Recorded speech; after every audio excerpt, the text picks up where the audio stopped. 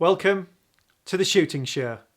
This week I'm roebuck stalking on home turf in East Yorkshire, and it's a Redfield Revolution as Chris Parkin reviews a value for money scope from this American manufacturer.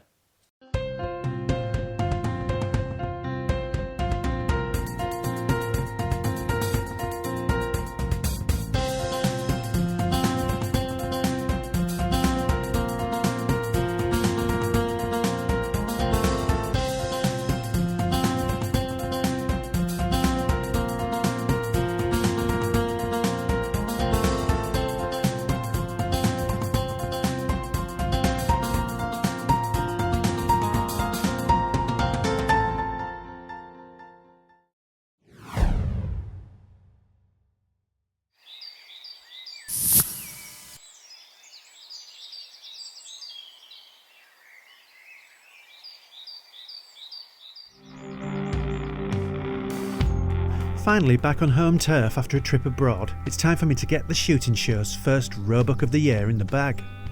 It's been a good season for me so far, with plenty of bucks grassed since the 1st of April, but until now, conditions haven't worked for filming.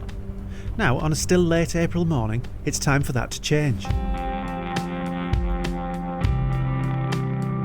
Acting on advice from the keeper, I'm going to target a plantation just half a mile from home, where I've regularly seen roe deer. I'm well prepared with high seats set up in strategic locations, but this morning I'll be trying a classic foot stalk. Working the wind, I quickly head into a likely spot. There's definitely plenty of sign of roe in the area, and I just glimpsed a fox darting under the hedgerow. The local wildlife early warning system is in full effect, making this stalk more taxing than I'd first thought. The best chance we've got here is this popular plantation split in two. The wind's perfect. Our approach was spoiled. There was a few pheasants flushed and then pigeons came out the hedge. When we get on this middle ride, we can look down all the rows. So we'll have to be quiet now and get into here, going up to the sort of primary position.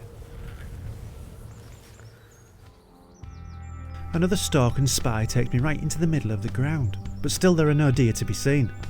This might be open ground, but that doesn't mean visibility is fantastic, or indeed the bucks do as expected. Yeah, the difference with this stalking and when the oilseed rape's as high as it is now and it's been in flower for a week or 10 days or so, some of the more advanced crop. But on flat ground it's very difficult. But I mean really it's almost like a new forestry plantation to the roe. So you've got to walk the field margins, any of the green lanes through the rape crops, or any borders, anywhere like a woodland ride, just work in the wind. You've got to do it quite slow when you're in a prime area, and then get a bit of lick on when you need to get to the next area. So you do run the risk of bumping deer in between prime stalking areas. There's a lot of elements to consider, and when a buck does appear, and often they can just walk out the crop, you've got to evaluate safety straight away. Position of shot, and then if it happens, it happens. If not, you've got to keep still and let him go on and get into an area that you can catch up and stalk into him. So it's not easy, but it's good fun. With time running out, it looks like we'll have to draw a blank and throw this stalk on the scrap heap, or should that be the dung heap? Commitments elsewhere means the next chance I have to get out is the following morning.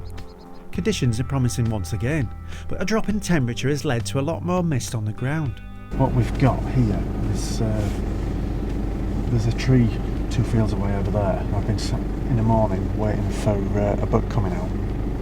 Actually, it started off waiting for a fox. There's an earth down here somewhere. I think there's a breed of cubs in there.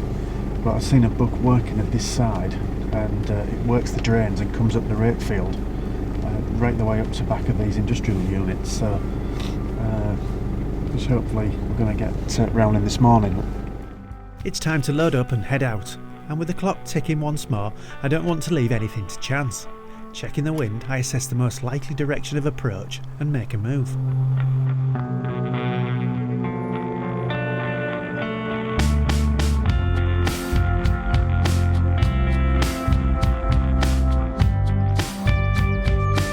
Stalking onwards, I go by the buck, stopping and spying every few yards. But this is beginning to look a lot like a repeat of yesterday. Lots of deer sign, but still no deer.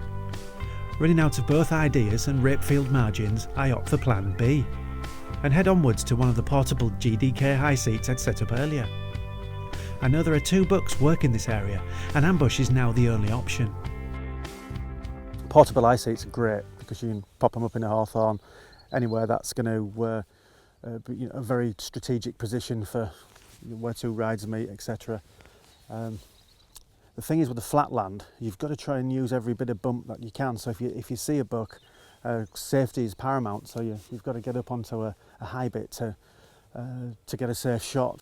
For seasonal stalking, portable high seats such as this one from GDK are ideal. They give me a crucial height advantage in strategic spots on flat ground. These seats are great because they can be erected alone, though it's always best to have an assistant for safety's sake if you can.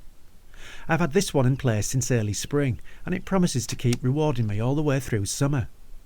I will take them down for the winter months and redeploy them in the spring following the oilseed rape crop rotations. Safely in the seat, I scan the field boundaries for any sign of roe, and a reddish-brown flash soon indicates I'm looking the right way. The Swarovski binos gather more than enough light for a clear sight picture in the mist, so I can soon confirm it's a roebuck. It's in range too, at 160 metres. All I need now is a clear shot. Finally, my luck has turned as a buck moves out towards the edge of the field. This one fits the management plan, and with my elevated shooting angle, I just need to pick the right moment to send the bullet on its way.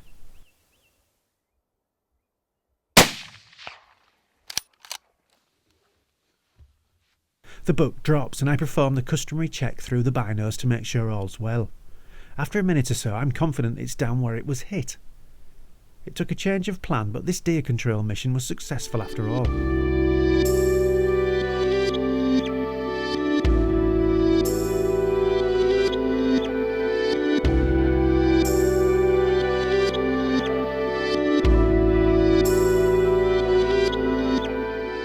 My initial assessment through the binos was proved correct as I inspect the buck. I'm happy this was a perfect beast to take out and all went well. Yeah, an interesting morning stalk. We had to catch the wind. There was very, very little wind, but what little bit there was actually southwesterly. So we had to sort of hoof it along the top of the rape field to get the wind. And I've seen actually 2 bucks work in this area. It's right on the boundary of the estate. There's a big, strong, mature buck here, and this young buck. He was getting a bit of hammer the last time I was out here. He was working to the hedge to jump the drain, and good downhill trajectory at him, and bump down he went. He was kicking a little bit. The legs were windmilling just a little bit too fast for me. I thought perhaps I'd stunned him, just grazed the spine or something, but no, the shot was good. Bump straight through the shoulder. Perfect, down he went. I often find these rape fields, a lot of the displaced bucks get pushed into them, but this big boy was coming down from the wood and working this area, so yeah, it was a good one to take out. Young buck, perfect for the larder. That's a wrap, folks. The final step is to take care of the formalities with a swift and hygienic gralloch, assessing the beast's health and condition throughout the knife work.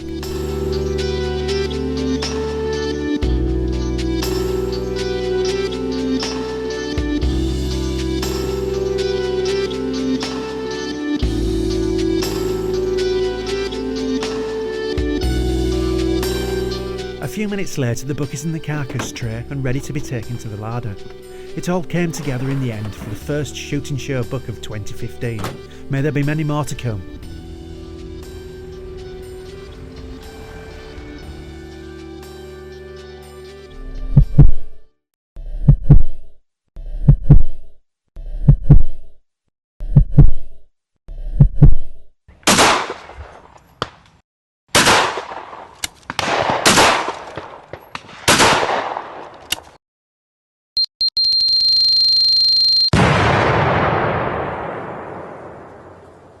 A well-deserved roebuck put in the larder there. And now, the shooting show news. This is the shooting show news. CLA Game Fair organisers have announced that City Shots is returning to this year's fair. Taking place on the Saturday morning of the 3-day show, City Shots sees teams of 4 shooters tackle 2 flushes for a chance at the City Shots trophy and a £2,000 voucher with leading investment firm Charles Stanley. Won last year by London Shooting Club, it'll take place on the new shooting line run by John Bidwell.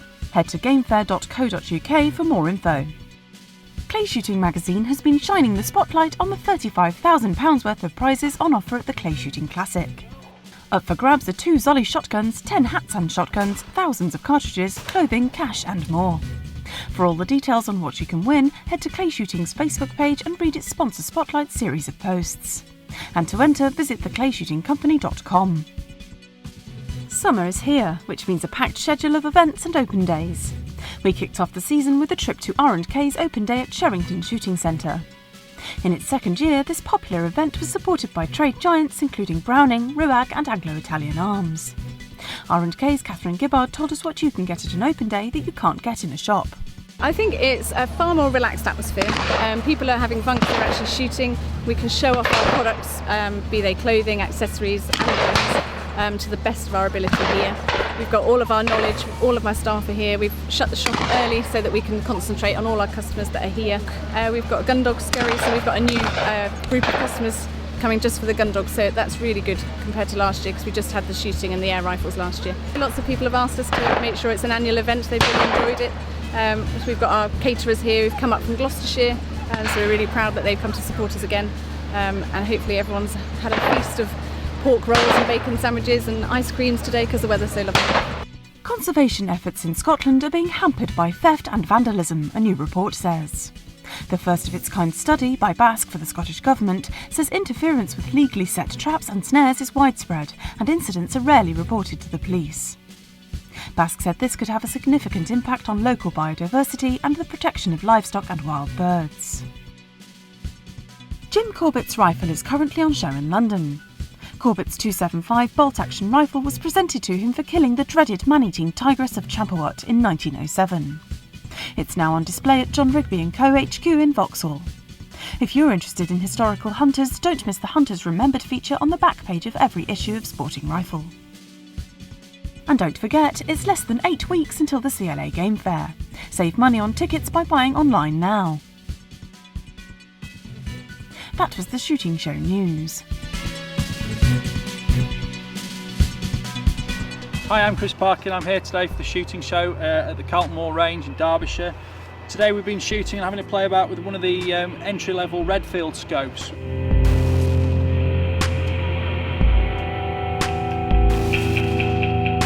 Redfield were bought by Leupold a few years ago and pretty much took on what we used to call the Leupold VX1 range in all but name. This is one of the 3-9 by 50 models. It's a 1-inch tube, easily adjustable fingertip dials on top for quarter MOA. The standard slow adjustment eyepiece at the back end with a lock ring, but you only need to adjust it once and it's set up for life then. The reticle choices, you've got 4 reticle choices. This one here is the duplex with a ring around it. Just makes it a little bit easier to pick up in low light conditions, but allows you to keep a fine point of aim for slightly longer range shots or smaller quarry species in full daylight. So it's kind of the best of both worlds without being illuminated.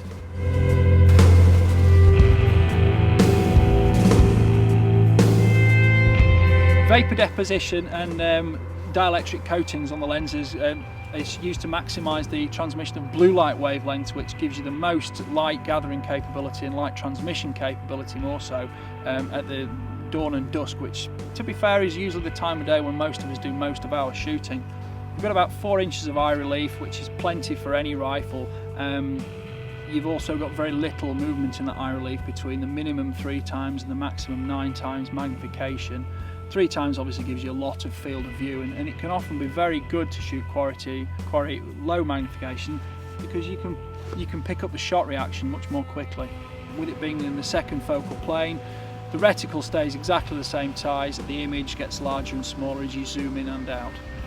Many shooters might consider that this is just a scope for a first rifle, but again, with the excellent warranties and the lifelong build quality the American manufacturers offer, you can use this on a rifle forever. And of course, many rifles only get used once or twice a year for stalking trips or occasional foxing experience.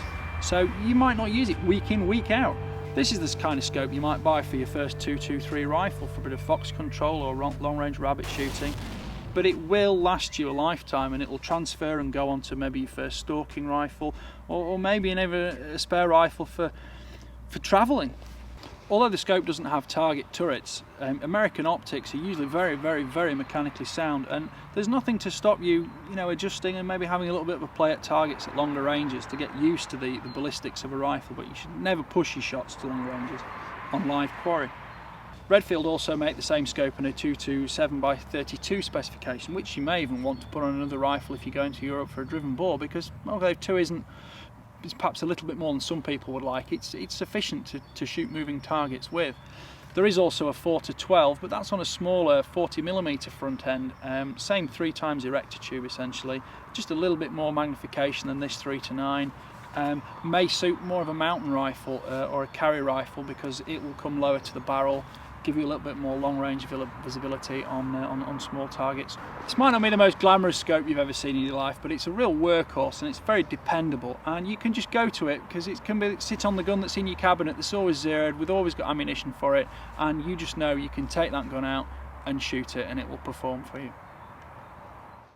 Well, that's it for this week. Thanks for watching.